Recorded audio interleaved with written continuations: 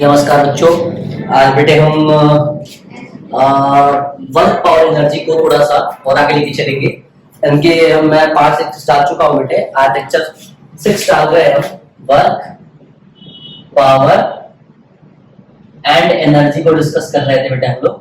तो वर्क को डिस्कस कर चुके हैं, पावर को डिस्कस कर चुके हैं एंड एनर्जी को डिस्कस कर चुके हैं, बट एनर्जी को हमने हाफ डिस्कस किया हुआ है बेटा। बच्चों मेरा नाम सुशांत सिंह राजपूत है, मैं आपको बेटा फिजिक्स पढ़ा रहा हूँ, है ना। आपको अच्छा लग रहा है बेटे तो आप उन बच्चों को भेजें जिन्हें फिजिक्स समझ नहीं आ रही है। इजी करके फिजिक्स पढ़ा रहे हैं जितना इजी हो सकता है। एनर्जी बेटे आपको मैंने बताया था वेरियस फॉर्म ऑफ एनर्जी होता है।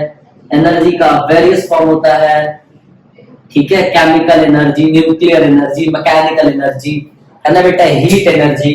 बट एनर्जी का हम कौन सा फॉर्म पढ़ेंगे? Mechanical energy. कौन सा फॉर्म पढ़ रहे हैं बेटे हम लोग पढ़ रहे हैं mechanical energy. And what is mechanical energy बेटे? मैकेनिकल एनर्जी, क्योंकि हम मैकेनिक्स पढ़ रहे हैं तो मैकेनिक्स के अंदर बेटे आपको मैकेनिकल एनर्जी पढ़ना पड़ेगा। And this mechanical energy is, there are two types. First one is kinetic energy and second one is potential energy. अपन इस पोटेंशियल एनर्जी को करेंगे आज कवर, क्योंकि काइनेटिक एनर्जी में डिस्कस कर चुका हूं। भाई बहुत सिंपल सी बात है, मैं दोनों का डिफरेंस बताऊं, दोनों करते क्या है। एक्चुअली जो मैकेनिकल एनर्जी होता है दैट इज कंजर्व, है ना। And sir what is the meaning of conserve? हाँ बेटा, दो टाइप का होता है, एक होता है कंजर्व, एक होता है नॉन कंजर्व। मतलब कंजर्वेटिव फोर्स, दूसरा होता है नॉन कंजर्वेटिव फोर्स। मैं उसकी चर्चा करूंगा आपसे आज। बेटा ध्यान समझिएगा कि kinetic energy plus potential energy, इन दोनों का समेशन जो है दैट इज टोटल एनर्जी देता है। And that total energy is called बेटे मैकेनिकल एनर्जी। इसका दूसरा नाम मैकेनिकल एनर्जी भी है। तो मैकेनिकल एनर्जी क्या होता है बेटे? Kinetic energy plus potential energy. अब सर इसका कोई एग्जांपल बताओ, बताएंगे बेटे इसका एग्जांपल? इसका एग्जांपल आप जो गन से ठाई ठाई करते हो ना, बुलेट, आप जो गन लेते हो उसे बुलेट, आप किसी को मारते हो ना बुलेट है, तो क्या है? That is an example of this, है ना। अब इसका एग्जांपल कैसे बनेगा मैं वो भी समझा दूंगा। तो काइनेटिक एनर्जी क्या होती थी बेटे? जब बॉडी अपने मोशन से एनर्जी प्रोड्यूस करती थी, that energy is called kinetic energy. Like hammer, hammer क्या होता था बेटा? हमने हैमर लिया और हैमर को हम लेके आते थे, तो क्या होता है उसमें एक एनर्जी प्रोड्यूस होती थी। That energy is helping us what? Work करने में। एक आयरन की नेल लेते थे, उसको हम ठोकते थे, तो क्या होता है इसके काइनेटिक एनर्जी की वजह से वहां वर्क डन होता था। तो हमने वर्क एनर्जी थ्योरम पढ़ाया था कि जो वर्क एनर्जी है that is equals to change in kinetic energy, है ना। बट अगर मैं टर्म्स करूं बात पोटेंशियल एनर्जी की, तो बेटा पोटेंशियल एनर्जी जो है that depends on reference. That depends on reference, कि आप किस रेफरेंस की बात कर रहे हो। बेटे जीरो पोटेंशियल एनर्जी, मैंने क्या कहा? Zero potential energy. अब इसका क्या मतलब होता है? ऐसा पोजीशन जहां पे पोटेंशियल एनर्जी क्या हो? जीरो हो, ठीक है। ध्यान समझिएगा, ऐसा रेफरेंस या ऐसा पॉइंट जहां पोटेंशियल एनर्जी डिफरेंस हो, जीरो हो। सर इसका क्या अर्थ है, क्या समझाना चाहते हो? समझना बेटे, पोटेंशियल एनर्जी जो होता है ना बॉडी के पोजीशन से गेन करता है। बॉडी के पोजीशन से जो एनर्जी पोजेस करता है उसे हम पोटेंशियल एनर्जी कहते हैं। सर इसका मतलब क्या है? ध्यान से समझिएगा, मैं आपको समझाने की कोशिश करता हूं। पोटेंशियल एनर्जी समझ जाइएगा तो मजा ही आ जाएगा। बेटे पोटेंशियल एनर्जी जनरली दो टाइप का होता है। पहला वाले को बोलते हैं ग्रेविटेशनल पोटेंशियल एनर्जी और दूसरा होता है potential energy of a spring. Sir क्या मतलब है? अब देखो, एक स्प्रिंग का कितना काम है। ये जो स्प्रिंग है ना बेटे, ये ही बुलेट में, यही बेटा गन में लगा होता है और यही स्टोर करता है। आप गन का लीवर खींचते हो ना, तो लीवर खींचने का मतलब क्या होता है? आपने देखा होगा कि लीवर खींचा, लीवर खींचने का मतलब होता है कि आप इस स्प्रिंग को कंप्रेस कर देते हो। जब कंप्रेस करते हो तो क्या होता है? उसमें पोटेंशियल एनर्जी इकट्ठा हो जाता है। जब ट्रिगर करते हो वही पोटेंशियल एनर्जी कन्वर्ट हो जाता है काइनेटिक एनर्जी में, और वही काइनेटिक एनर्जी का मतलब वी, जो वेलोसिटी आ गया बुलेट में, वो तेज रफ्तार से किसी भी चीज को पेनिट्रेट कर देता है। ध्यान रखिए आप। बट मैं फिलहाल ये नहीं पढ़ा रहा हूं स्प्रिंग। अगर स्प्रिंग अभी बेटे अनस्ट्रेस्ड है, मतलब कि स्प्रिंग जैसा था वैसा ही है, तो इस लेवल पे जो पोटेंशियल एनर्जी है बेटा वो जीरो है। मेरी बात ध्यान समझिएगा, मैं रेफरेंस की बात कर रहा हूं। एन अनस्ट्रेच्ड स्प्रिंग क्या देता है आपको? जीरो पोटेंशियल एनर्जी देता है।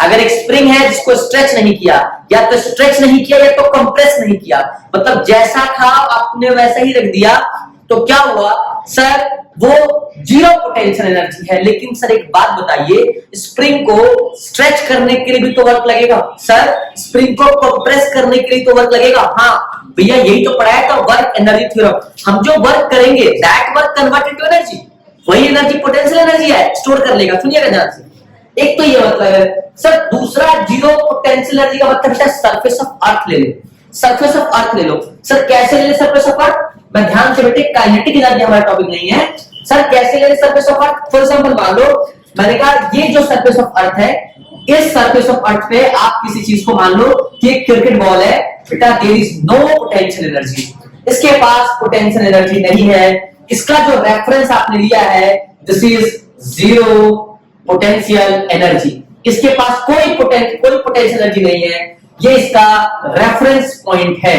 बेटा ध्यान से देखना, unstretched spring have zero potential energy. Similarly मैंने क्या कहा कि क्रिकेट बॉल कहां पे है? सरफेस ऑफ अर्थ पे है, या कोई भी ऑब्जेक्ट, उसका पोटेंशियल क्या होगा? जीरो। ये इसका रेफरेंस पॉइंट है।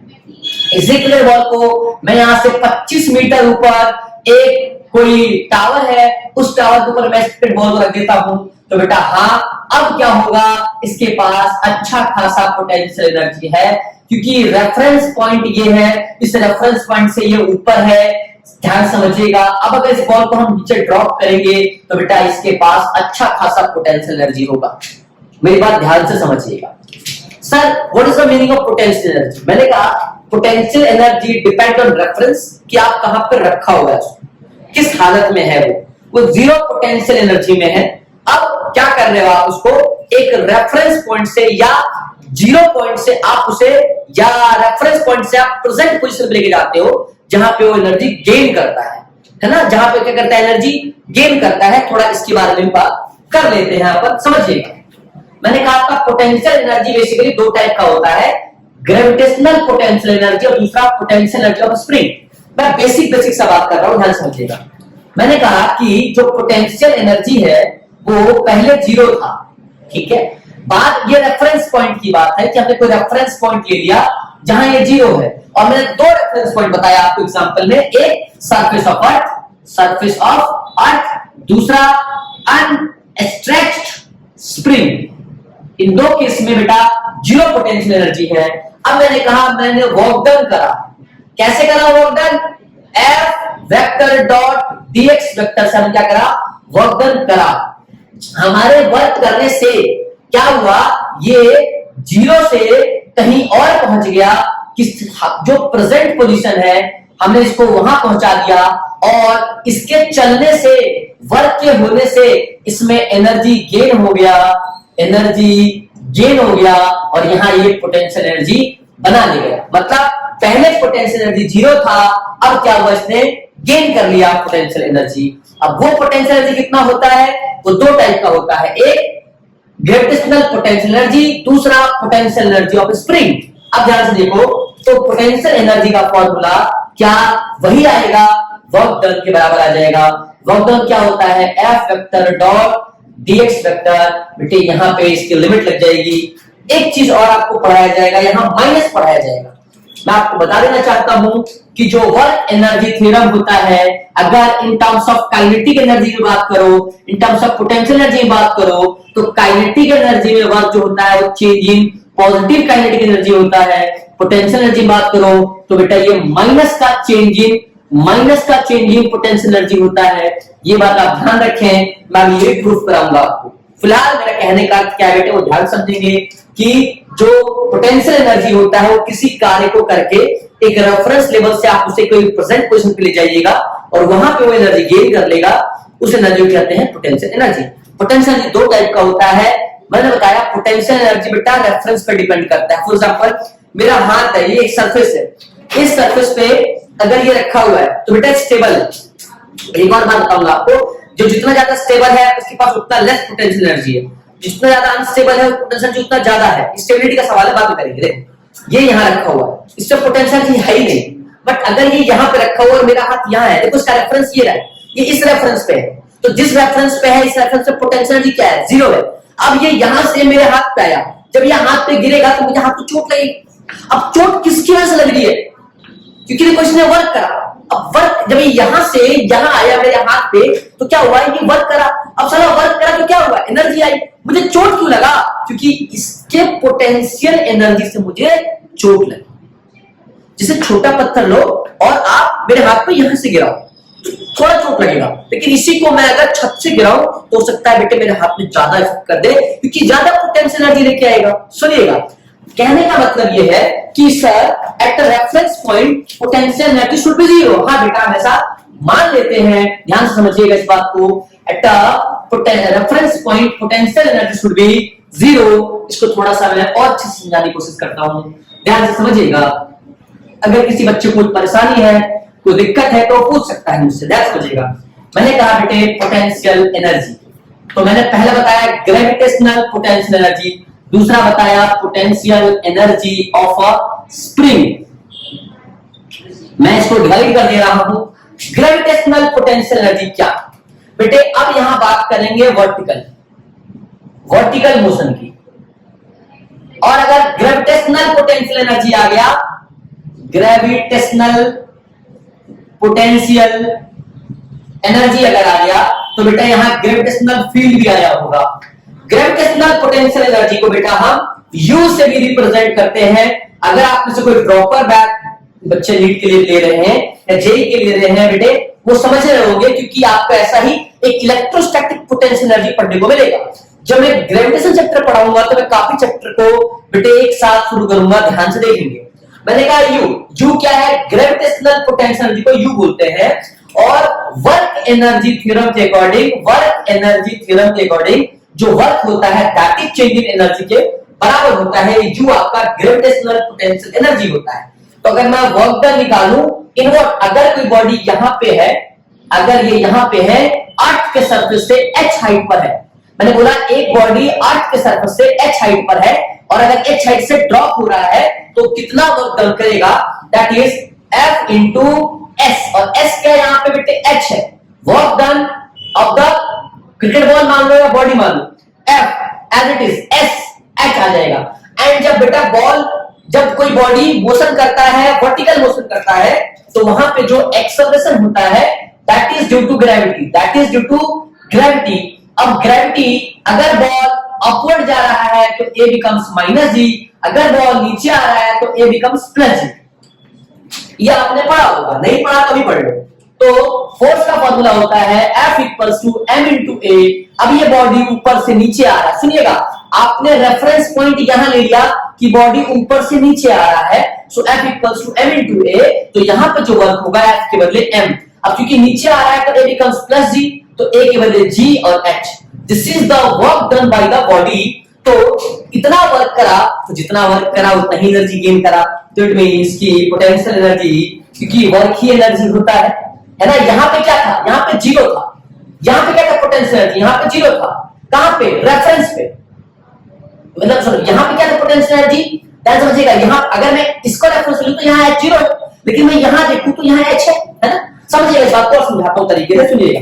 तो यहाँ पे जो पोटेंशियल एनर्जी आ जाएगा that is work done, that is mgh। तो जो यहां से आपको ग्रेविटेशनल पोटेंशियल एनर्जी मिलेगा दैट इज mgh। बेटे m जो है वो कांस्टेंट होगा किसी बॉडी का, m जो है बेटे वो कांस्टेंट होगा किसी की बॉडी का। g जो है बेटा आपको पता है कांस्टेंट होता है, मतलब कि पोटेंशियल एनर्जी या gravitational potential energy it depend on the height, it depend on the height. मैंने बताया था कि किस रेफरेंस पे रख रहे हो, किस रेफरेंस पे रख रहे हो। इसी का जस्ट अपोजिट करो, उल्टा करो। सुनना ध्यान से, तुमने कहा कि एक बॉल यहां पे था, मैंने चेंजिंग पोटेंशियल एनर्जी की बात करी है गुरु, ध्यान समझिएगा। अगर बॉडी यहां पे था, तो अगर टॉप पे था तो पोटेंशियल एनर्जी mgh आया, है ना। अब जब बॉडी वहां से यहां आ गया, इस सरफेस पे आ गया, तो ये आपका रेफरेंस लेवल है ना, या ये आपका रेफरेंस लेवल, ये प्रेजेंट, ये वाला प्रेजेंट पहुंचा यहां, और ये वाला रेफरेंस लेवल, ठीक है। तो रेफरेंस लेवल पे क्या था, mgh। जब यहां पहुंच गया तो देखो ये हाइट पे था, ये कहां पहुंच गया, surface of the end surface of the pay h0। तो जब h0 तो पोटेंशियल एनर्जी क्या हो गई, यहां 0। तो जब वर्क डन करोगे चेंज इन पोटेंशियल एनर्जी तो क्या होगा, फाइनल माइनस इनिशियल, मतलब potential energy at final minus potential energy initial. तो पोटेंशियल एनर्जी फाइनल में कितना हो गया, क्योंकि यहां पे 0 है तो हो जाएगा 0 माइनस mgh।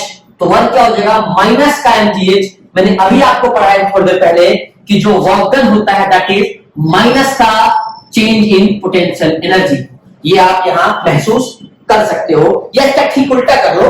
मैंने कहा कि अगर कोई बॉडी यहां है, इस पॉइंट पर है, अब बॉडी यहां पर आपने उछाल के ऊपर भेज दिया, इस पॉइंट पर किसी टॉप पे यहां भेज दिया आपने, ये वाला x था, और यहां पे क्योंकि सरफेस ऑफ अर्थ पे था तो यहां पोटेंशियल एनर्जी वैसे ही 0 हो जाएगा।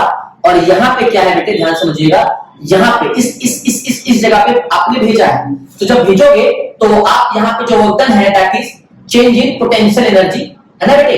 तो पोटेंशियल एनर्जी जब यहां पहुंचा है तो यहां फाइनल होगा और यहां था इनिशियल, तो क्या आ जाएगा, potential energy final minus potential energy initial. अब इनिशियल पे तो 0 है, फाइनल पे क्या होगा बेटे, ध्यान से देखेंगे तो समझ आ जाएगा। अब इनिशियल पे कैसे निकालें भाई, वर्क क्या होता है, F इंटू एच। अब F क्या है, M इंटू ए इंटू एच। और जब बॉल ऊपर की तरफ जा रहा है तो A बिकम्स माइनस का G, तो वर्क क्या आ जाएगा, माइनस का M जी एच। तो आप अगर इसको यहां अप्लाई करोगे तो फाइनल वाला क्या है, नीचे से ऊपर कहां जा रहा है, माइनस का mgh। तो आ जाएगा माइनस का mgh माइनस का 0। तो बेटा आपका वर्क जो है वो बेसिकली माइनस mgh ही तो आ रहा है। यही है बेटा आपका ग्रेविटेशनल पोटेंशियल एनर्जी। अब इसका यूनिट क्या आएगा बेटे, पोटेंशियल एनर्जी है, चाहे काइनेटिक एनर्जी है या एनर्जी है, इसका यूनिट बेटे जूल आएगा, क्योंकि वर्क जो है that is equals to change in potential energy, और चेंज इन एनर्जी तो भी क्या आ जाएगा, जूल। बेटा joule is the SI unit of potential energy. ध्यान समझिएगा, पोटेंशियल एनर्जी का जो यूनिट आएगा that is joule, SI unit joule होगा। इलेक्ट्रॉन वोल्ट भी हो सकता है, ध्यान से, कोई दिक्कत नहीं है। अब इसके ऊपर हम क्वेश्चन भी कर सकते हैं, इसके ऊपर मैं क्वेश्चन कराऊंगा। उससे पहले बेटे हम पोटेंशियल एनर्जी ऑफ स्प्रिंग एक बार देख लेते हैं तो सवाल में थोड़ा मजा आ जाएगा। ये चीज बहुत आसानी से समझी होगी आपने, फिर भी कोई दिक्कत परेशानी हो तो पूछ लीजिएगा। मैंने कहा कि एक रेफरेंस पॉइंट लेना पड़ेगा। अब ध्यान से देखिए, पोटेंशियल एनर्जी ऑफ स्प्रिंग, इसको थोड़ा अच्छे से महसूस करते हैं। यहां मैं लिख देता हूं potential energy of a spring. अब पहले तो एक स्प्रिंग बना लो, पहले तो एक स्प्रिंग बना लो। इस स्प्रिंग से एक बॉडी आपने अटैच कर लिया, मास m, इसका मास m था। अब बेटे जो पढ़ा लिखा बच्चा है उसको पता है कि ये अनस्ट्रेस्ड, ये कैसा है, अभी अनस्ट्रेस्ड स्प्रिंग है, और अनस्ट्रेस्ड स्प्रिंग का जो पोटेंशियल एनर्जी होता है वो 0 होता है। इसके पास भी 0 पोटेंशियल एनर्जी है। जब 0 पोटेंशियल एनर्जी है बेटे तो क्या करोगे आप, आपको समझना चाहिए कि आपने इधर एक एक्सटर्नल फोर्स को अप्लाई किया। जब आप एक्सटर्नल फोर्स अप्लाई करोगे बेटा तो क्या होगा, ये बॉडी क्योंकि अब ये स्ट्रेच होगा तो अभी पता कैसा हो जाएगा, ये इस तरह से हो जाएगा, इलोंगेट हो जाएगा। देखो अब ये मास यहां आ गया, तो पहले मास यहां था x नॉट पे, x नॉट से कितना चला, ये x चला, यहां तक आ गया बेटे ये।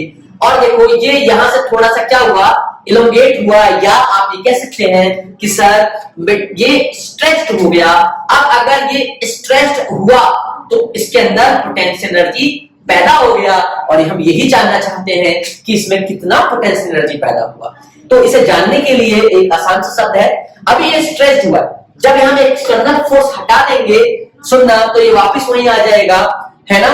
और जब हम इसे कंप्रेस करेंगे, कंप्रेस का मतलब क्या होता है, सुनिएगा ध्यान से बेटे, स्ट्रेच हुआ या अगर ये स्ट्रेच हुआ तो पोटेंशियल एनर्जी आ गई। अब अगर मैं बोलूं कि इसे हमने कंप्रेस किया तो कंप्रेस का मतलब बेटा और छोटा हो गया ये, है ना। अब देखो बॉडी अगर छोटा हो गया ये, तो ये बॉडी पहले अगर यहां था x नॉट पे, तो अब ये बॉडी कहां आ गया, यहां पे आ गया, मतलब कि x नॉट से x पे आ गया, इस तरफ चला बॉडी। तो बेटा ये तो स्ट्रेस है और ये कंप्रेस है, लिख देता हूं, ये बेटा आपका कंप्रेस है। तो चाहे स्प्रिंग जो है वो स्ट्रेस्ड हो तो भी पोटेंशियल एनर्जी आ जाएगा, या अगर कंप्रेस हो तो भी पोटेंशियल एनर्जी आ जाएगा। और जो गन का लीवर होता है उसमें यही वाला होता है बेटे, गन के लीवर में क्या होता है, स्प्रिंग आपका कंप्रेस हो जाता है, जिसकी वजह से ट्रिगर करते हो तो चांस छूटता है बाहर की तरफ, मतलब कंप्रेस बहुत ज्यादा पोटेंशियल एनर्जी, फिर छूटा, तो जैसे ही छूटा क्या हुआ, बहुत एनर्जी दे दी किसको, बुलेट को, और वो एनर्जी किसको जनरेट हो गई, काइनेटिक एनर्जी। मैं समझा रहा हूं, अब समझिएगा कि आपने फोर्स लगाया, अब एक स्प्रिंग कांस्टेंट होता है, सुनिएगा ध्यान से, स्प्रिंग कांस्टेंट बेटा जिसे हम के बोलते हैं, ठीक है। अब अगर क्या कर रहे हो, आप जब स्प्रिंग को आप इस तरह से एक्सटर्नल फोर्स लाके आप इधर ला रहे हो ना, तो ये आपके अपोजिट में एक फोर्स लगा रहा है, जिसकी वजह से जो आपका स्प्रिंग है वो क्या कर रहा है, रेसिस्ट कर रहा है खुद को वहां तक लेके जाने के लिए, है ना। ऐसे ही आपको एक हुक्स लॉ पढ़ाया जाएगा, हुक्स लॉ। हुक्स लॉ कहता है कि जितना स्ट्रेस होगा उतना ही स्ट्रेन होगा। अब स्ट्रेस और स्ट्रेन क्या होता है, कहता है जितना स्ट्रेस होगा डायरेक्टली प्रोपोर्शनल टू स्ट्रेन होगा, और ये आपको मैकेनिकल प्रॉपर्टी ऑफ सॉलिड में पढ़ाया जाएगा, पर मैं आपको अभी पढ़ा देता हूं, थोड़ा सा समझ में आ जाएगा। देखो आप जो लगा रहे हो फोर्स लगा रहे हो, है ना, तो आप समझो कि आप जितना फोर्स लगाओगे, आप जितना फोर्स लगाओगे ये उतना ही स्ट्रेस होगा और ये उतना ही एक्सटेंशन हो जाएगा, मतलब कि उतना ही क्या होगा, ये डिस्टेंस तक उतना ही आप इसको खींच सकते हो, या डिस्टेंस में चेंज कर सकते हो, या डिस्प्लेसमेंट में बॉडी के चेंज कर सकते हो, मतलब स्प्रिंग को जितना खींचा बेटा उतना ही ज्यादा खींच पाया, और आपका जो एक्स है वो बदल पाया, मतलब कि जितना हम फोर्स अप्लाई करेंगे उतना ही ज्यादा बेटा आपका डिस्प्लेसमेंट होगा। और जब आप इसको हटाते हो तो एक नया कांस्टेंट आवा, दैट इज माइनस के इंटू एक्स। क्यों माइनस, क्योंकि माइनस क्या कर रहा है, अपोज कर रहा है, ये के क्या कर रहा है, इस फोर्स को अपोज कर रहा है। अब सुनना, इस फोर्स को अपोज किया, लेकिन जैसे ही इसने इसको इस तरफ खींचा, मतलब कि फोर्स जो है वो इस डायरेक्शन में लगा, तो डिस्प्लेसमेंट भी देखो इस डायरेक्शन में हुआ, तो बेटे इसने वर्क करा। अब इसने वर्क करा तो work is converted to what, potential energy. अब बेटा ध्यान से देखो, पोटेंशियल एनर्जी, तो बेटा जो वर्क होगा दैट इज एफ का डीएक्स। अब ध्यान समझिएगा बेटे, ये अपोजेस कर रहा है स्ट्रेस को, तो डी डब्ल्यू, ध्यान से समझिएगा आपको मजा आ जाएगा कि मैं क्या कह रहा हूं। देखो इस रेफरेंस लेवल पे जो पोटेंशियल एनर्जी था वो तो जीरो था, मैं समझा। इस रेफरेंस लेवल पे क्योंकि ये अनस्ट्रेस्ड था, तो अनस्ट्रेस्ड में कितना था, पोटेंशियल एनर्जी जीरो था, है ना। अब देखो ये एफ क्या था, माइनस का के एक्स डीएक्स बेटे, है ना। तो यहां से अगर इंटीग्रेट करोगे तो वर्क आ जाएगा आपका माइनस का के एक्स स्क्वायर बाई 2, है ना। तो देखो कि इस पॉइंट पर जीरो था और इस पॉइंट पर क्या हो गया बेटे, इस पॉइंट पर क्या हो गया बेटे, ये प्रेजेंट पोजीशन है, तो यहां पे आ गया माइनस का के एक्स स्क्वायर पोटेंशियल एनर्जी। तो वर्क डन क्या होता है, चेंजिंग पोटेंशियल एनर्जी होता है ना बेटे। तो फाइनल ये रहा और इनिशियल ये रहा, तो आ जाएगा माइनस का 1/2 के एक्स स्क्वायर माइनस 0। सुनिएगा तो वर्क कितना आ जाएगा, माइनस का हाफ के एक्स स्क्वायर। और आपको अगर ये बात समझ में आ रही होगी तो थोड़ी बहुत देर पहले मैंने आपको पढ़ाया था कि जो वर्क होता है that is change in, that is minus का चेंज इन पोटेंशियल एनर्जी। आपने पढ़ा होगा कि वर्क क्या होता है, माइनस का चेंज इन पोटेंशियल एनर्जी। तो माइनस से माइनस कट जाएगा ये वाला, तो आप यहां से देखोगे कि पोटेंशियल एनर्जी आपका आ गया हाफ के एक्स का square. This is the potential energy of a spring. आप सेम कंडीशन जैसे बेटे मैंने आपको इस तरह से किया है स्ट्रेस्ड में, आप ऐसे कंप्रेस में कर सकते हो। देखो इसने x नॉट से x पे आया, यहां बेटे फोर्स इस तरफ लगा होगा, तो जो स्प्रिंग होगा कांस्टेंट वो इस तरफ लगा होगा, है ना।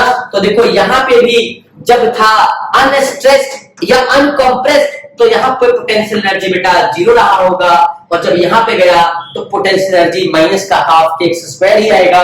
जब कन्वर्ट करोगे तो पोटेंशियल एनर्जी क्या आ जाएगा, हाफ के का एक्स स्क्वायर आ जाएगा बेटे। बड़ा सिंपल पढ़ाया मैंने कि पहले जब अनस्ट्रेस था तो जीरो था, जब स्ट्रेस्ड हुआ तो एक जगह पे गया, क्योंकि फोर्स अगेंस्ट में लगा तो माइनस के एक्स आया, तो उसने इतना पोटेंशियल एनर्जी गेन करा।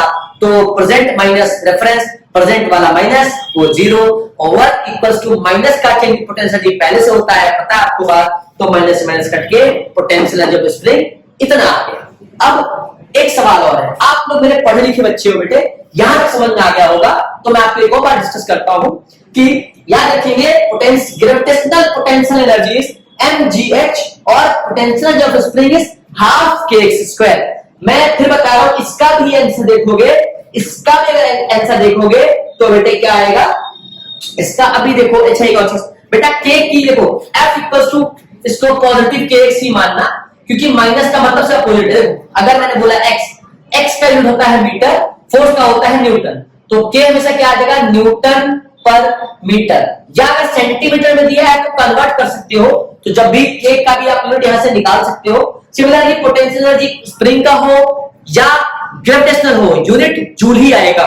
एक और तरीका मैं आपको सिखाता हूं, आपको अगर समझ में आए बेटे, आपको मैंने पढ़ाया था ग्राफ। अगर आपने ग्राफ देखा हो तो ग्राफ पढ़ते वक्त मैंने आपको बताया था कि फोर्स और डिस्प्लेसमेंट का ग्राफ अगर देखे तो फोर्स डिस्प्लेसमेंट का जो कर्व है उसका जो एरिया निकालते हैं वो अपने को क्या देता है बेटा, वो देता है, क्या देता है, वर्क देता है। देखो अगर मैंने कहा ये फोर्स है और अगर मैंने कहा बेटे ये आपका एक्स है डिस्प्लेसमेंट, तो एफएक्स ग्राफ का जो कर्व है उसका एरिया, मैंने कहा कि area under FX curve gives what, gives work done. अब बेटे वर्क डन ही तो आपका पोटेंशियल एनर्जी होता है। तो अब मैंने क्या करा, एक स्प्रिंग ले लो, इस स्प्रिंग को मैंने स्ट्रेच करा, तो जैसे जैसे मैं फोर्स लगाऊंगा वैसे वैसे बेटा आपका x बढ़ता रहेगा। मतलब कि F directly proportional to x होता है, तो जब कोई एक दूसरे के डायरेक्टली प्रोपोर्शनल होता है तो ग्राफ हमेशा लीनियर बनता है। एक पॉइंट पे जाके बेटे, क्योंकि हुक्स लग रहा है, एक पॉइंट पे जाके बेटे ये रुक जाएगा और ये जो है आपका k इंटू एक्स आएगा। अब देखो जैसे जैसे ये x जीरो था, जीरो पे f जीरो, जैसे से x बढ़ा वैसे वैसे बेटा आपका फोर्स बढ़ा, है ना। फोर्स क्या होता है, जब इसको हटाते हो तो kx आता है बेटा। ये आपका इस पॉइंट से अगर ड्रॉप करोगे तो ये जो दूरी आएगी ये आपकी kx आ जाएगी, और ये दूरी है बेटे यहां तक, ये आपकी x आ जाएगी। अगर मैं इसको बड़ा वाला x रिप्रेजेंट करूं, इसको बड़ा वाला f रिप्रेजेंट करूं, तो बेटा ये x दूरी पर आपने kx लिया है ये। तो अगर आप इस एरिया को ध्यान से देखो, कर्व को, इस कर्व को देखो, तो ये राइट एंगल ट्रायंगल की तरह बिहेव कर रहा है, या आप इसे राइट एंगल ट्रायंगल ही कह सकते हो। तो राइट एंगल ट्रायंगल क्या होता है, फॉर्मूला सबको पता है, मैंने बताया, एरिया अंडर एफएक्स ग्राफ। तो एरिया अंडर कैसा है, एरिया है area of right angle triangle, या मैं इसको अच्छे से बना दूं, area of right angle triangle क्या होता है, half into base into height. अब हाइट क्या है बेटे, h यहाँ पे kx है, और बेस क्या है बेटा, x है, तो लिखूं हाफ बेस x है और h kx है, तो बेटे ये हाफ kx² आ जाएगा। और area under FX graph work देता है, तो यही वर्क क्या हो जाता है, potential energy is half kx का square. This is the another method to determine the potential energy of a spring. अब बेटा इसमें एक छोटा सा ग्राफ बनाओगे तो समझ में आएगा आपको। बेटा देखो ये जीरो है, ये x है और इधर भी x है, समझिएगा कि ये x नॉट था, ये x नॉट से x इधर भी चला, जब स्ट्रेच हुआ, ये वाला स्ट्रेच्ड है, स्ट्रेच, और ये वाला कंप्रेस है। तो समझिएगा कि जो x होगा वहां पे हाईएस्ट होगा, धीरे धीरे धीरे जो u बनाते हो ना, धीरे धीरे डिक्रीज हुआ, और यहां पे आके जीरो हो गया पोटेंशियल एनर्जी। कब, जब स्ट्रेच नहीं हो रहा था। मतलब देखो ये वाला है यहाँ पे जीरो है, और जब कंप्रेस करोगे तो क्या होगा, पोटेंशियल एनर्जी बढ़ेगा। देखो बढ़ रहा है। फिर इसके बाद में क्या होगा, इंक्रीज होके देखो x पे सबसे ज्यादा होगा, है ना, यहाँ पे सबसे ज्यादा होगा, और यहाँ पे जीरो होगा। मतलब कि जैसे जैसे आप स्ट्रेस बढ़ा रहे हो आपका पोटेंशियल एनर्जी बढ़ रहा है, जैसे जैसे आप कंप्रेस बढ़ा रहे हो आपका पोटेंशियल बढ़ रहा है, पर जैसे जैसे आप उसको छोड़ रहे हो धीरे धीरे आके जीरो पे आ जा रहा है। That is the graph of potential energy. और ये बेटे आप ध्यान रहेगा तो आपको समझ में ज्यादा अच्छे से आएगा। चलो इसके आगे, अगर यहां तक हो गया है तो हम कुछ क्वेश्चन पे बात करेंगे। इसको एज इट इज आप नोट कर लेना, मैं थोड़ा इसे रब करके कुछ क्वेश्चन करा देता हूं इसके ऊपर। ध्यान दीजिए बेटे, ध्यान दीजिएगा तो समझ में बहुत अच्छा आएगा। थोड़ा समझिएगा मैं क्या कहने की कोशिश कर रहा हूं। चलिए कुछ क्वेश्चन कर लेते हैं यार, कुछ न्यूमेरिकल्स की बारी आ गई। इधर चलिए, मैंने एक न्यूमेरिकल्स कराया कि कहा गया कि अर्थ के सरफेस से कुछ दूरी पर, मैंने कहा अर्थ के सरफेस से कुछ दूरी पर मान लो h जो है हमारा वो 1 मीटर था, है ना। यहाँ पे ऑक्सीजन का मॉलिक्यूल है, अब अगर ऑक्सीजन का मॉलिक्यूल बोला है तो O2 ले लोगे, है ना। ऑक्सीजन का O2 मॉलिक्यूल है जिसका मास दे दिया आपको 5.6 10 का पावर माइनस का 26, है ना। ये केजी ले लो आप, ठीक, इतना ये ग्राम लो, चलो केजी ले लो, कोई दिक्कत नहीं, ठीक है। सुनना, अब क्या करना है, कह रहा है कि बताइए कि कितना पोटेंशियल एनर्जी होगा इस ऑक्सीजन में, क्योंकि अर्थ के सरफेस के ऊपर है तो आपको पता है U दैट इज mgh, और m कितना है 5.6 10 का पावर माइनस 26, g कितना होता है बेटा, अगर g दिया हो 10 तो 10 ले लेंगे, नहीं दिया है तो 9.8 into 1 सॉल्व कर लोगे बेटा, उतना एनर्जी आपको आ जाएगा। चलिए सिमिलरली एक और क्वेश्चन लेते हैं। मैंने कहा कि एक स्टील का इस तरह से एक स्प्रिंग है, इसमें एक बॉडी है, इसका मास 5 केजी है, इसका मास 5 केजी है, और ये एक्सटेंड होके 0.5 मीटर जो है बेटा वो एक्सटेंड कर गया। ये देखो ध्यान से, कहा कि एक एल्युमिनियम का या स्टील का वायर है ना, स्टील का एल्युमिनियम का वायर है, मैंने स्प्रिंग की तरह दर्शा दिया, ये 5 केजी मास लगा हुआ है, और 0.5 मीटर जो है बेटा वो एक्स चल गया या एलोगेट हो गया। तो बताओ, अब ये मास यहाँ भी 5 केजी आएगा, तो बताओ कि पहला कि कितना फोर्स कितना जनरेट करेगा, कितना स्प्रिंग कांस्टेंट जनरेट करेगा, के की वैल्यू क्या होगी। फिर कहा कि बताइए कि कितना पोटेंशियल एनर्जी गेन करेगा। तो इस सवाल को करने के लिए सभी बच्चों को पता है कि बेटे नीचे जो फोर्स होगा that is m into g होगा, और अगर फोर्स अगर मास आपका 5 kg है तो g बेटा यहाँ 10 ले लोगे तो फोर्स आ जाएगा 5 into 10 तो 50 न्यूटन आ जाएगा। मेरी बात ध्यान से सुनिएगा, और F equals to K into X होता है, X आपको 0.5 दिया हुआ है तो क्या क्या जाता है F by X, F अगर 5 है तो X 0.5 है, अगर 0.5 है तो इसको सॉल्व कैसे करोगे, 0.5 जो है वो आपका वो 1/2 भी हो जाता है, ये 50 है बेटे, ठीक है, 1/2 भी हो जाता है 0.5, या इसको कर दोगे कितना, अगर आप चाहो तो 1 0 बढ़ा सकते हो और k को बेटा इक्वेट कर सकते हो। k आपका 50 मीटर आया है और x आपका 0.5 मीटर है तो ये 50 है, तो ये आ जाएगा k मेरे हिसाब से कितना जाना चाहिए, 0.5 है तो ये आएगा 1/2, तो इस 1/2 रखोगे तो k 25 आ जाएगा आपका, मेरे हिसाब से k आपका 25 न्यूटन पर मीटर आना चाहिए, तो इतना आ गया। अब आपसे पूछा है what is the potential energy. अब अगर पोटेंशियल एनर्जी पूछ लिया है तो फॉर्मूला होता है हाफ k x का square, half as it is k आपका 25 और x स्क्वायर कितना 0.5 का स्क्वायर या 1/2 का स्क्वायर, तो 1/2 का स्क्वायर 1/4 होगा, तो आ जाएगा 1/2 into 25 into 1/4, 4 2 जा 8, तो 24 5/8, 8 3 जा 24 और 0.1 कुछ 3 पॉइंट समथिंग करके इसका आंसर आ जाएगा जूल में। तो बेटा इस तरह के सवाल आपसे पूछे जाएंगे, है ना। इसके बाद बेटे हम चलेंगे, क्योंकि मैंने काइनेटिक एनर्जी पढ़ा दिया, मैंने पोटेंशियल एनर्जी पढ़ा दिया, तो जो मेरा फर्ज बनता है वो मैं पढ़ाऊं आपको मैकेनिकल एनर्जी।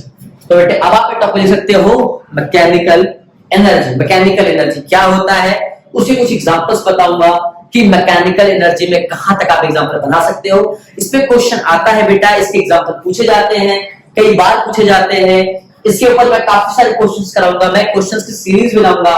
फिलहाल मैं अभी विषयदार टॉपिक्स पढ़ा रहा हूं ताकि बच्चों को समझ में आ जाए कि मैं किस हिसाब की बात आपसे कर रहा हूं। ठीक है बेटे, मैं आपको अभी कंजर्वेशन ऑफ मैकेनिकल एनर्जी पढ़ाऊं, उससे पहले मैं आपको पढ़ाना चाहता हूं कि कंजर्वेटिव फोर्स क्या होता है और नॉन कंजर्वेटिव फोर्स क्या होता है ना। फिर आपको मैकेनिकल एनर्जी को चलता हूं, तो आप लिख सकते हो कंजर्वेटिव फोर्स और नॉन कंजर्वेटिव फोर्स। मैं दोनों में ज्यादा बहस नहीं करूंगा, मैं नॉर्मल पढ़ाऊंगा, मैं पोटेंशियल ग्रेडियंट में भी जा सकता हूं बट मैं उस पर भी जाऊंगा नहीं। सुनिएगा ध्यान से, मैंने कहा एक आपका कंजर्वेटिव फोर्स, कंजर्वेटिव फोर्स, दूसरा आपका जो है वो नॉन कंजर्वेटिव फोर्स है, नॉन कंजर्वेटिव फोर्स। देखो बेटा ज्यादा चर्चा नहीं करूंगा, ज्यादा चर्चा करूंगा आप कंफ्यूज हो जाओगे। सुनना मेरी बात ध्यान सुनना, कंजर्वेटिव फोर्स क्या बोला मैं कि एक बॉडी यहां पे था ए पे, ये चला बी पे, बी से ए पे आ गया, इसे बोलते हैं बेटे कंप्लीट सर्कल, है ना, या लूप कह देते हैं इसे, लूप कह दो या कंप्लीट ट्रिप कह दो या सर्कल कह दो। मतलब घर से आप मसूरी गए और मसूरी से आप घर आ गए, ये कंप्लीट साइकिल है, ठीक है। तो जो कंजर्वेटिव फोर्स है, मेरी बात ध्यान से समझिएगा, जो कंजर्वेटिव फोर्स है वो क्या कहता है, कहता है कि अगर कोई बॉडी चला ए से और बी तक गया और बी से ए तक आया, इस पूरे सफर में इसका काइनेटिक एनर्जी रिमेन्स सेम होना चाहिए। काइनेटिक एनर्जी क्या होना चाहिए, रिमेन्स सेम होना चाहिए, मतलब कि काइनेटिक एनर्जी आप बदल नहीं सकते। अब क्या मतलब भाई, काइनेटिक एनर्जी बदल नहीं सकते तो क्या मतलब भाई, दूसरा चीज भाई ए से चले बी पे वापस आ गए तो डिस्प्लेसमेंट जो हुआ वो तो जीरो हो गया। अब जब डिस्प्लेसमेंट जीरो हो गया तो वर्क डन क्या होगा भाई, work done force into displacement ही तो होता है, तो वर्क डन भी क्या हो जाएगा, जीरो। ओहो, मतलब कि जब कंजर्वेटिव फोर्स आएगा तो इसका मतलब है कि काइनेटिक एनर्जी को सेम रहना पड़ेगा फॉर कंप्लीट ट्रिप या कंप्लीट राउंड या कंप्लीट सर्कल या लूप। अच्छा जी, अब काइनेटिक एनर्जी रिमेन सेम होना चाहिए। अच्छा, तो सर जब वापस लौट के सेम पॉइंट पर आ गया तो डिस्प्ले, चूंकि इनिशियल और फाइनल पॉइंट सेम हो गया भाई, इनिशियल पॉइंट भी ये था और फाइनल पॉइंट भी क्या हो गया, यही हो गया, तो displacement of final position minus initial position होता है, तो डिस्प्लेसमेंट जीरो हो गया तो वर्क डन भी जीरो हो गया। गुरु इसका क्या मतलब, हाँ बेटे कंजर्वेटिव फोर्स का मतलब ये हुआ कि जो फोर्स है दैट इज जीरो, मतलब कि काइनेटिक एनर्जी रिमेन्स सेम होना चाहिए for a complete round trip. और इसी में आपको पढ़ाया जाएगा कि जो आपका वर्क आएगा दैट इज माइनस का चेंज इन पोटेंशियल एनर्जी। मैंने क्या बताया, माइनस का चेंज इन पोटेंशियल एनर्जी। मैंने कहा कि घूम के वापस वही ये चीज आ रहा है, ये आपका कंजर्वेटिव फोर्स है। दूसरा बेटे, कंजर्वेटिव फोर्स में आप पाथ को देख रहे हो या नहीं देख रहे, आपको पाथ से लेना देना नहीं है बेटा। कंजर्वेटिव फोर्स क्या कह रहा है, मुझे पाथ से लेना देना नहीं है, मैं तो क्या देखूंगा, इनिशियल पोजीशन और फाइनल पोजीशन, मतलब शुरू से कहां हो रहा है, खत्म कहां से हो रहा है, मतलब जब शुरू हो रहा है तब, जब खत्म हो रहा है तब, काइनेटिक एनर्जी सेम है कि नहीं। मतलब वो पेरेंट्स जो कहते हैं कि मैंने फीस दे दी, मुझे मतलब नहीं तो पढ़ाई कर रहा है नहीं कर रहा है, बट मैं रिजल्ट देखूंगा, मतलब सीधा वो आउटपुट की बात कर रहे हैं कि मैंने इनपुट दिया, मुझे आउटपुट चाहिए, जो पाथ पे ध्यान दे ही नहीं रहे, मतलब को पाथ से कोई लेना देना नहीं है, वो कंजर्वेटिव फोर्स है। कंजर्वेटिव फोर्स का मतलब मैंने बता दिया आपको, वर्क डन क्या हो जाएगा, वो जीरो हो जाएगा, ड्यू टू डिस्प्लेसमेंट जीरो हो जाएगा, काइनेटिक एनर्जी रिमेन सेम रहेगा, ये इतना पॉइंट। दूसरा, यहां पे जो कंजर्वेटिव फोर्स है ना, उसको एक्सप्रेस कर सकते हो आप as a potential gradient, potential या ग्रेडियंट पोटेंशियल कह सकते हो, या पोटेंशियल ग्रेडियंट कह सकते हो। अब ग्रेडियंट का मतलब आ जाएगा कि जो भी आपको दिया है ना, आप उसको लेंथ से डिवाइड कर दो या एक्स से डिवाइड कर दो, वो आपका आ जाता है, इसको डेल्टा वी भी कह सकते हो, और माइनस आ जाएगा, ये अपोजिट, ये उल्टा डेल्टा होता है, ये आप वेक्टर कैलकुलस में पढ़ोगे, कर्ल और डाइवर्जेंस, ये डाइवर्जेंस आ जाएगा, कर्ल और डाइवर्जेंस। हालांकि मैं चर्चा ज्यादा करूंगा नहीं, बस कंजर्वेटिव फोर्स क्या होता है समझिएगा। नॉन कंजर्वेटिव क्या होता है, जिसका काइनेटिक एनर्जी बदल जाए, जिसका हम पाथ भी देखेंगे, जहां पर जीरो नहीं होगा, सब क्या कहलाएगा, नॉन कंजर्वेटिव फोर्स। मैंने कंजर्वेटिव पढ़ा दिया, अब नॉन कंजर्वेटिव में हम पाथ पे ध्यान देंगे, हमें इनिशियल फाइनल से मतलब नहीं है, हमारा काइनेटिक एनर्जी यहाँ पे बदलता रहेगा, रिमेन सेम नहीं रहेगा। तुम्हें मेरी बात समझ वैसे ही आ रही है जिसे मैं समझा रहा हूं, तो बहुत अच्छी बात है। ये कंजर्वेटिव फोर्स हो गया और ये नॉन कंजर्वेटिव फोर्स हो गया। मैं इसमें कुछ भी लिख नहीं रहा, मैं उसी का उल्टा बता दे रहा हूं कि काइनेटिक एनर्जी यहाँ बेटा बदलता रहेगा, ठीक है, और बेटे यहाँ पे हम पाथ नहीं देखेंगे, पाथ देखेंगे, वहां पाथ नहीं देखेंगे, क्लियर है, बाकी चीजें सेम रहेंगी। ये हो गया आपका कंजर्वेटिव फोर्स। दूसरा हो गया बेटा आपका नॉन कंजर्वेटिव फोर्स। आपको कहेगा कि जी कंजर्वेटिव फोर्स का एग्जांपल तो बताओ, बेटे ग्रेविटेशनल फोर्स का नाम सुना होगा, ग्रेविटेशनल फोर्स, बेटा ये आपका कंजर्वेटिव फोर्स होता है। अगर आपने इलास्टिक फोर्स का नाम सुना हो, जैसे स्प्रिंग, जो स्प्रिंग वाला है ना बेटा, ये आपका कंजर्वेटिव फोर्स है, ठीक है। अब कैसे, चलो मैं एक एग्जांपल बताता हूं ग्रेविटेशनल वाला, बाकी बेटे मैं आगे थोड़ा कराता हूं। आपने क्रिकेट बॉल लिया, आपने इसको ऊपर फेंका, एक सर्टेन हाइट पे जाने के बाद इसका v 0 हो जाएगा, है ना। तो जाते वक्त जो काइनेटिक एनर्जी यहां पे है, अब यही जब ऊपर से नीचे आया है यहां पे, तो इसका जो u था, है ना, यहां से जो आपने u से फेंका, ऊपर जाके v 0, अब ऊपर u 0 और नीचे जो v आया वो u के बराबर है। तो जब गया था तब भी हाफ एम यू स्क्वायर, जब आया तब भी हाफ एम यू स्क्वायर, क्योंकि v जो है वो u के बराबर हो गया। अब ये नहीं पढ़ा तो जब टाइम जाके पढ़ लो, उसमें पढ़ाया है, फिर मैं बता रहा हूं। तो देखो काइनेटिक एनर्जी क्या रहा, सेम रहा, और आपने क्या देखा, ये कंप्लीट ट्रिप हो गया, देखो राउंड, जहां से चला था वहीं आ गया वापस, और इसमें वर्क 0 ही होगा। तो इस टाइप का फोर्स जो है वो कंजर्वेटिव फोर्स कहलाता है, and this is the gravitational force is called conservative force. ऐसा इलास्टिक फोर्स, देखो इसको आपने खींचा तो ये यहां से यहां आया, ये अब जब छोड़ा तो वापस यहीं आ गया, मतलब कि कंप्लीट राउंड ट्रिप हो गया। तो बेटे यहां भी क्या होगा, काइनेटिक एनर्जी सेम होगा, और क्या हो जाएगा, 0 हो जाएगा, है ना। अब नॉन कंजर्वेटिव में क्या होगा, ऐसा नहीं होगा। अब नॉन कंजर्वेटिव में क्या होगा, मैंने बताया ना, राउंड ट्रिप की बात मैं कर ही नहीं रहा, जहां पे काइनेटिक एनर्जी चेंज हो जाए, है ना। जैसे मैंने एक ब्लॉक लिया, इस ब्लॉक पे मैंने फोर्स लगाया, इसको यहां रख दिया, तो ये u से था, यहां भी हो गया, तो क्या हुआ भाई, काइनेटिक एनर्जी चेंज हो गया, यहाँ हाफ एम यू स्क्वायर, यहाँ हाफ v स्क्वायर, तो क्या हो जाएगा, नॉन कंजर्वेटिव फोर्स हो जाएगा, है ना। चलिए, तो अब आपका जो टॉपिक है वो है कंजर्वेशन ऑफ मैकेनिकल एनर्जी। सुनते रहेंगे, पहले तो बताइए मैकेनिकल एनर्जी क्या होता है। मैकेनिकल एनर्जी क्या होता है, सुनिएगा बेटे। मैकेनिकल एनर्जी, मैकेनिकल एनर्जी ये जो होता है बेटे, that is the sum of the kinetic energy plus potential energy, this is called total energy. और कहा जाता है कि जो टोटल एनर्जी है that is conserve, that is conserve. Conserve का मतलब है कि इन दोनों का समेशन हमेशा कैसा आएगा, सेम आएगा, मतलब कि इन दोनों को प्लस करोगे तो इतना ही आएगा टोटल एनर्जी किसी भी पॉइंट पर। ये कहना चाहता है मैकेनिकल एनर्जी, और ये टोटल एनर्जी है। तो इसी का एग्जांपल है conservation of mechanical energy when a body is free falling. जब कोई बॉडी को हम, सुनना ध्यान से, जब किसी बॉडी को ऊपर है ना, ऊपर, जब ऊपर से नीचे गिर रहा है, तो क्या कहने का मतलब है कि हर पॉइंट पर फ्री फॉलिंग बॉडी, क्या बोला मैंने, फ्री फॉलिंग बॉडी। जब बॉडी ऊपर से नीचे आ रहा है ना बेटे, तो मेरा कहने का अर्थ है कि हर पॉइंट पर, अगर यहाँ पे है ए पॉइंट, तो यहाँ पे भी टोटल एनर्जी सेम है। अगर इस पॉइंट पे ले तो भी टोटल एनर्जी सेम है, यहाँ पे ले तो भी टोटल एनर्जी सेम है। अब तुम सोचोगे सर ये कैसे पॉसिबल है। हाँ, एक तो इसका जो एग्जांपल आ जाएगा फ्री फॉलिंग बॉडी, और बेटा ये आपके एग्जाम में 110% आता है, मैं बता रहा हूं।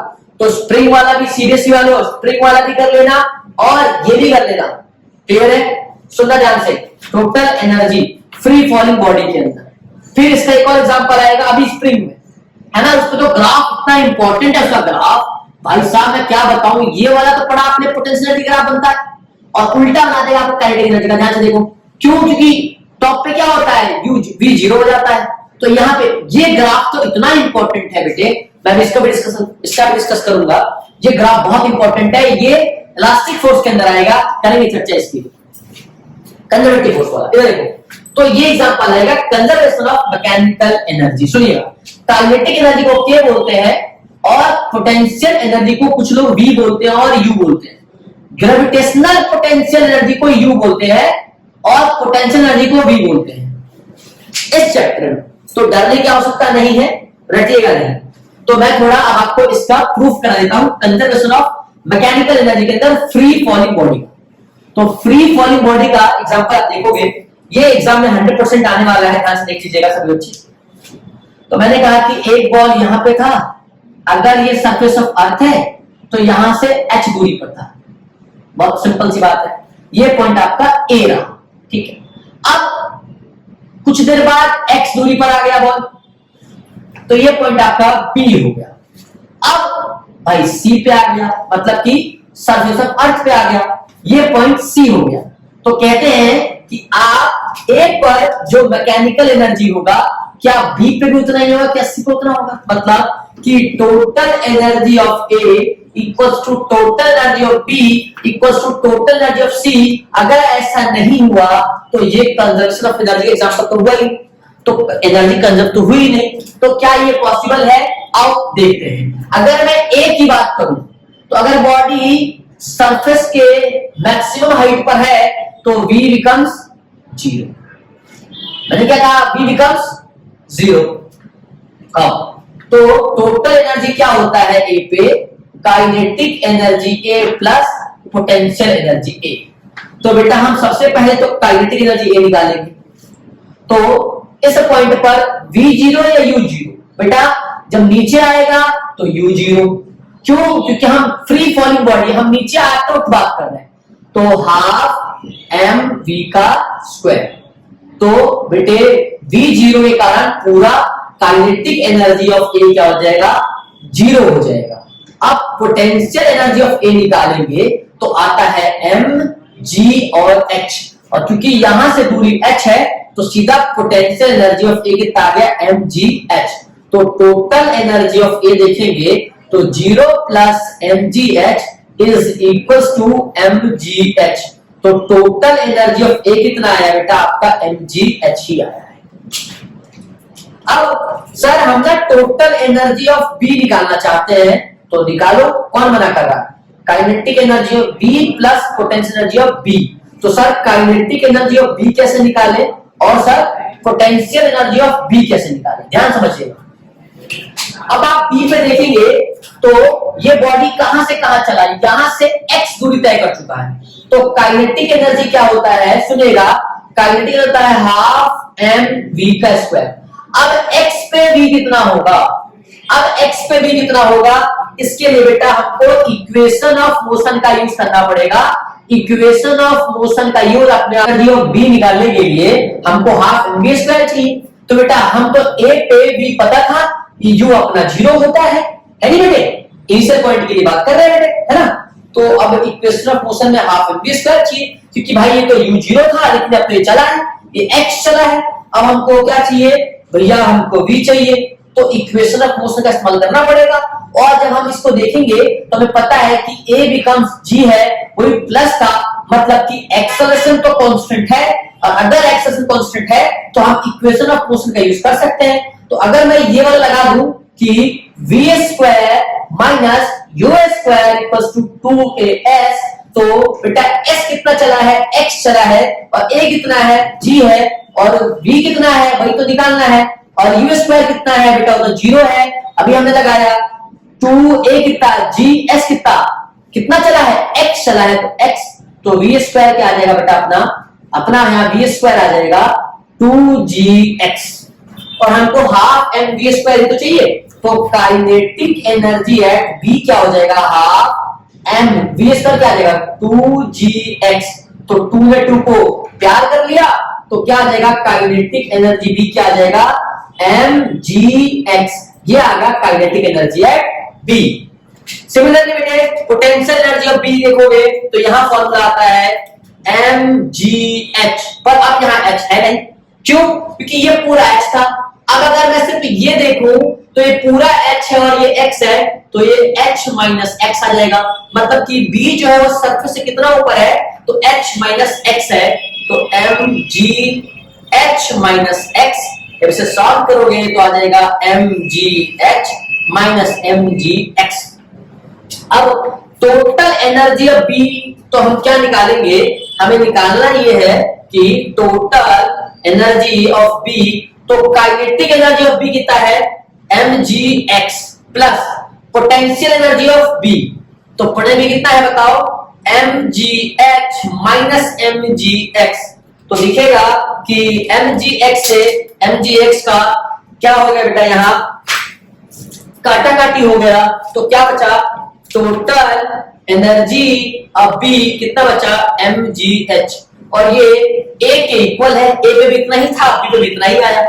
तो हम सी भी निकाल लेते हैं, सी भी निकाल लेंगे तो अपना कहानी क्या हो जाएगा, खत्म हो जाएगा, मजा ही आ जाएगा, है ना। तो आप सी पे देखो, सी पे कहानी क्या है, तो total energy at C equals to kinetic energy C plus potential energy सी।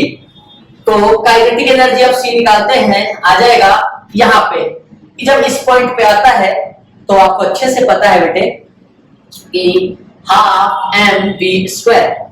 अब ये पूरा पहले तो एक्स चला था बी के लिए, अब सी के लिए पूरा एक्स नीचे तक आ गया, तो अब यहां भी क्या लगाओगे, V apply equation of motion, तो V square minus V square 2gh, आपको पता है g और h है, तो u स्क्वायर तो 0 था, तो v स्क्वायर इज 2gh। तो यहां पे अगर मैं पुट करूं तो आपका काइनेटिक एनर्जी c आ रहा है half m v square 2gh। 2 ने 2 को प्यार कर लिया तो काइनेटिक एनर्जी प्यार में कटता ही है, तो mgh यहां भी आ गया। अब अगला potential energy at c, potential energy c में आ जाएगा mgh। अब c पे h बिकम 0, क्योंकि बेटा सरफेस ऑफ अर्थ पे पोटेंशियल एनर्जी वैसे भी 0 होता है, तो क्या आ जाएगा 0।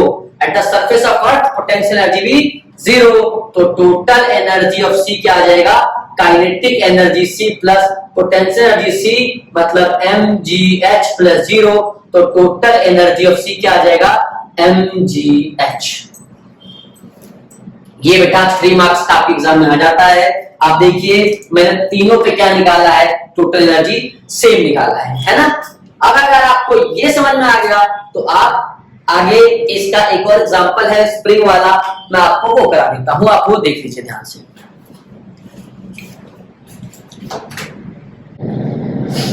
बेटे अब देखो ये तीनों पे जो एनर्जी रहा वो सेम रहा, टोटल एनर्जी है ना। तो मैं क्या करूंगा बेटे, अब नेक्स्ट जो है मैं आपको थोड़ा सा मास स्प्रिंग सिस्टम में कुछ ग्राफ आपको मैं थोड़ा सा करवा दे रहा हूं, है ना। ग्राफ समझाने के लिए बेसिकली समझा के न्यूमेरिकल्स करा के आज की बेटा छुट्टी कर दे रहे हैं। अभी क्या है कि अब इसके बाद हमारे बस का तो नहीं है। देखिए जाते मैंने कहा कि एक स्प्रिंग है इस तरह से, ठीक है, और यहां पे है, तो मैंने सब बच्चों को पढ़ाया है कि अगर मास यहां है और अगर ये अनस्ट्रेस्ड है तो अभी इसके पास 0 पोटेंशियल एनर्जी होगा, मतलब ए के पास जो पोटेंशियल एनर्जी होगा दैट इज 0। अब अगर पोटेंशियल एनर्जी 0 है तो काइनेटिक एनर्जी क्या होगा, मैक्सिमम। मेरी बात ध्यान से समझेंगे, क्यों, क्योंकि टोटल एनर्जी क्या होता है, kinetic energy plus potential energy. और अभी मैंने समझाया कि एक कंजर्व होता है, तो अगर ये कंजर्व है, अगर एक 0 हो जाएगा तो दूसरे को मैक्सिमम होना पड़ेगा, और अगर पोटेंशियल एनर्जी डिक्रीज करेगा तो काइनेटिक एनर्जी इंक्रीज करेगा, और जब पोटेंशियल एनर्जी इंक्रीज करेगा तो काइनेटिक एनर्जी डिक्रीज करेगा। ये बात आप ध्यान रखेंगे, क्यों, क्योंकि बेटा समेशन है यहाँ पे। तो अब क्या हुआ ए पे, अब इस ब्लॉक को खींच के आप बी पे लेके चले गए, और बी पे आपने बेटा यहां से अगर ये x नॉट इक्वल टू 0 है तो आप इसको x पे लेके चले गए, तो आप इसको प्लस x पे लेके चले गए बेटे, तो ए आपका बी है, जहां पे आपका बेटे पोटेंशियल एनर्जी, क्योंकि क्या हुआ ये तब स्ट्रेस्ड हो गया, जब स्ट्रेस्ड हो गया तो बी पे क्या हुआ बेटा, मैक्सिमम पोटेंशियल एनर्जी पैदा हो गया, दैट इज हाफ के का एक्स स्क्वायर। और जब यहां पे मैक्सिमम पोटेंशियल एनर्जी पैदा हो गया तो यहां पे काइनेटिक एनर्जी क्या हो जाएगा, 0 हो जाएगा, ठीक है। अब जब आपने स्प्रिंग को छोड़ा तो स्प्रिंग मेन पोजीशन पे आ गया, सेम कहानी, लेकिन क्योंकि ड्यू टू इनर्शिया ये अब क्या करेगा, इधर आएगा, इसको कंप्रेस होगा। मान लो कि अगर अब ये सी है, ये यहां आ गया, तो जैसे ही देखो, जैसे ही पोटेंशियल यहां मैक्सिमम था, जब ये इधर आने लगा ए की तरफ, तो क्या हुआ, पोटेंशियल एनर्जी डिक्रीज करने लगा।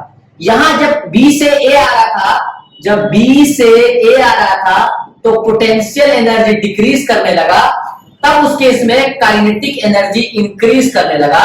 जब ए पे पहुंचे, जब ए पे पहुंच गए तो पोटेंशियल एनर्जी 0 हो गया और काइनेटिक एनर्जी मैक्सिमम हो गया, ठीक है। अब जब आप ए टू सी चले तो ए से सी में क्या हुआ, पोटेंशियल एनर्जी जो है बेटे वो इंक्रीज करने लगा और काइनेटिक एनर्जी डिक्रीज करने लगा।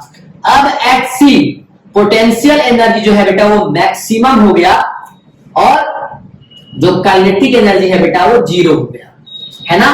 और जब आप ए से बी चले थे, ए टू बी, तो क्या हो रहा था, आपका पोटेंशियल एनर्जी जो है वो इंक्रीज कर रहा था और काइनेटिक एनर्जी है वो डिक्रीज कर रहा था। ये बात आपको समझ में आ गया होगा, क्योंकि यहां पे भी आप देखो ये माइनस का एक्स नॉट आएगा, तो माइनस के एक्स नॉट पे भी, क्योंकि ये कंप्रेस हुआ, जब कंप्रेस होगा तो भी पोटेंशियल एनर्जी आया, और जब आपने स्ट्रेच किया तो भी पोटेंशियल एनर्जी आया। तो अगर इस हिसाब से मैं ग्राफ बना दूं, मेरे हिसाब से ये बात आपको समझ आ जानी चाहिए। देखिए आपको पहला वाला ग्राफ तो आता ही है, देखिए मैंने सिखाया। देखिए अगर ये माइनस का एक्स है और ये प्लस का एक्स है, तो अब होता है प्लस एक्स पे पोटेंशियल एनर्जी ज्यादा, तो यहां से आप इस तरह से कर लीजिए। और आप देखिएगा जब कंप्रेस हुआ एक्स पे गया एक्स, तो वहां भी ज्यादा, ये माइनस का एक्स।